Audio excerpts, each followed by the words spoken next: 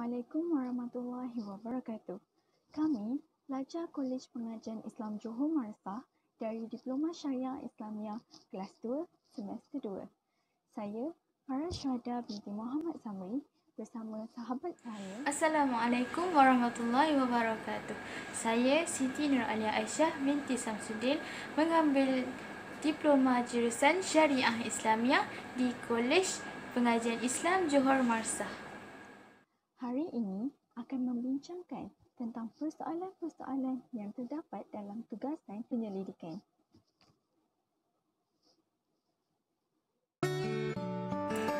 Kita mulakan dengan mengenali apa itu penyelidikan. Penyelidikan adalah suatu aktiviti yang teratur dan juga sistematik untuk mencari penyelesaian bagi suatu masalah ataupun kehendak untuk mendapatkan sesuatu ilmu pengetahuan yang baru. Seterusnya, saya akan menerangkan perbezaan kaedah penyelidikan bagi kuantitatif dan juga kualitatif berdasarkan 6 ciri. Apakah 6 ciri tersebut? Ciri itu ialah bentuk data, instrumen kajian, reka bentuk kajian, peserta kajian, metodologi kajian dan juga jenis-jenis kajian. Sebelum kita membezakan kaedah penyelidikan kuantitatif dan juga kualitatif, saya ceritakan kepada anda apa itu kajian kuantitatif dan juga kajian kualitatif. Kajian kuantitatif adalah kajian yang menggunakan maklumat ataupun data yang bersifat kuantitatif. Data kuantitatif boleh diukur melalui proses pengukuran dan memerlukan alat-alat pengukuran seperti soal selidik dan juga ujian. Saiz sampel bagi kajian ini adalah lebih besar berbanding saiz sampel bagi kajian kualitatif. Manakala kajian kualitatif pula adalah kajian yang menggunakan maklumat dan data yang bersifat kualitatif. Data kualitatif boleh diperoleh daripada temu bual, analisis dokumen, pemerhatian atau apa-apa sahaja cara untuk mendapatkan data yang lengkap. Saiz sampel bagi kajian ini adalah lebih kecil berbanding saiz sampel bagi kajian kuantitatif. Baiklah, kita terus ke perbincangan kita berkenaan perbezaan kaedah dua kajian ini. Kita mulakan dengan ciri yang pertama, iaitu bentuk data. Bentuk data bagi penyelidikan kuantitatif adalah data yang berbentuk angka yang boleh diukur, manakala data bagi penyelidikan kualitatif adalah data yang berbentuk perkataan ataupun ayat yang dikumpul melalui temu bual atau yang direkod dalam bentuk gambar dan juga video. Ciri yang kedua iaitu instrumen kajian.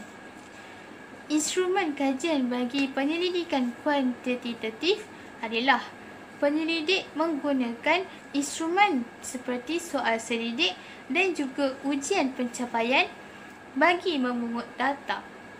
Instrumen ini berfungsi sebagai alat pengukur dan menjadi alat perantaraan antara penyelidik dengan peserta kajian.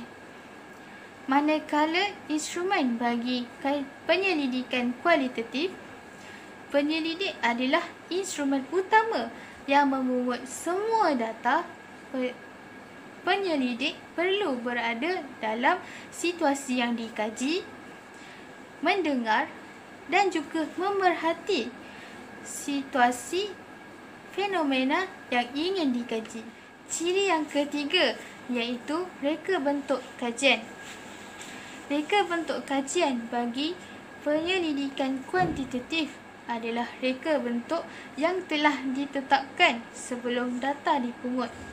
Manakala reka bentuk bagi kajian kualitatif adalah reka bentuk yang bersifat mudah lentur ataupun fleksibel, boleh diubah sesuai mengikut keadaan dan juga keperluan mengikut situasi. Ciri yang keempat pula adalah peserta kajian. Peserta kajian bagi penyelidikan kuantitatif adalah penyelidik, bukan peserta. Peserta kajian adalah sampel yang dipilih dengan menggunakan teknik persempelan yang tertentu. Minta maaf. Manakala bagi peserta kajian bagi penyelidikan kualitatif adalah penyelidik sebahagian daripada peserta kajian. Maklumat kajian diperoleh secara langsung daripada peserta kajian. Ciri yang kelima iaitu metodologi kajian. Metodologi kajian bagi penyelidikan kuantitatif adalah penyelidik mengkaji populasi atau sampel yang mewakili populasi.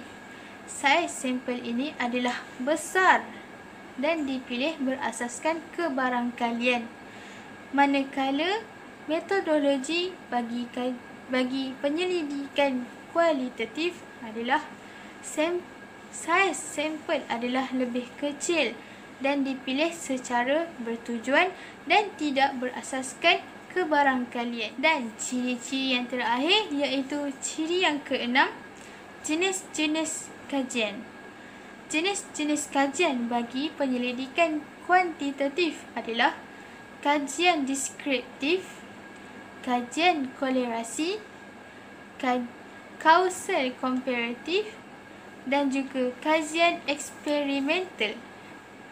Manakala jenis-jenis bagi penyelidikan kualitatif adalah kajian tindakan, kajian kes, kajian lapangan dan juga analisis dokumen. Baiklah, seterusnya saya masuk kepada persoalan yang ketiga iaitu tentang abstrak dalam penulisan tesis kajian penyelidikan. Apakah itu abstrak tesis? Abstrak tesis adalah ringkasan pendek sesuatu tesis. Ia menerangkan tentang rasional, objektif iaitu penyataan masalah, metodologi, keputusan dan kesimpulan. Terdapat beberapa cara dalam penulisan abstrak. Antaranya ialah penulisan abstrak tidak boleh melebihi 250 perkataan untuk tesis sarjana atau laporan projek sarjana dan tidak boleh melebihi 350 patah perkataan untuk tesis kedoktoran. Seterusnya, abstrak ditulis dalam dua bahasa iaitu bahasa Inggeris dan bahasa Melayu. Bagi tesis yang ditulis dalam bahasa Inggeris, abstrak hendaklah ditulis dalam bahasa Inggeris diikuti oleh terjemahan dalam bahasa Melayu pada muka surat berikutnya dan begitu juga sebaliknya. Selain itu, penulisan abstrak tidak boleh dimasukkan ulasan karya, singkatan tanpa penjelasan, kekangan kajian atau cadangan kajian lanjutan. Di samping itu, abstrak mestilah ditulis menggunakan 1,5 langkah. Seterusnya, soalan yang keempat ialah tentang kepentingan reka bentuk kajian dalam penulisan tesis kajian. Terdapat beberapa kepentingan reka bentuk kajian. Antaranya ialah sebagai panduan untuk memastikan objektif kajian tercapai. Seterusnya adalah untuk menjawab persoalan kajian. Selain itu, reka bentuk penting untuk mendapatkan jawapan yang sah bagi persoalan kajian menerusi skema pengumpulan data yang betul. Di samping itu, bagi memastikan kesesuaian data yang dikumpul, reka bentuk kajian juga penting bagi memastikan penggunaan instrumen penyelidikan yang betul. Selain itu, bagi menentukan ukuran data yang betul dan akhir sekali, bagi memastikan teknik analisis data yang betul.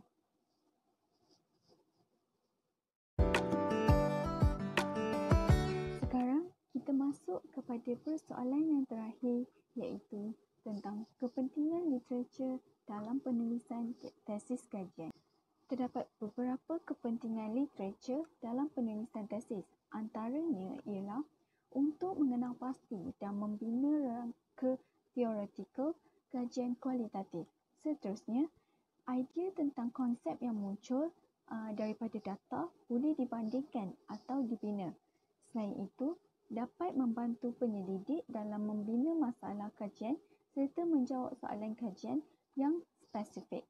Literatur juga penting untuk mengemukakan kes yang sesuai mengapa kajian yang hendak dijalankan adalah perlu, segera serta penting dijalankan. Selain itu, untuk mengetahui apa yang telah diketahui tentang topik serta mengenal pasti kekosongan yang terdapat dalam pengetahuan berkaitan topik. Di samping itu, literatur adalah untuk menjelaskan bagaimana kajian memberi sambungan kepada pengetahuan yang sedia ada tentang topik. Dan akhir sekali, dengan penulisan literatur, ia akan dapat mengelakkan meniru kerja atau kajian orang lain.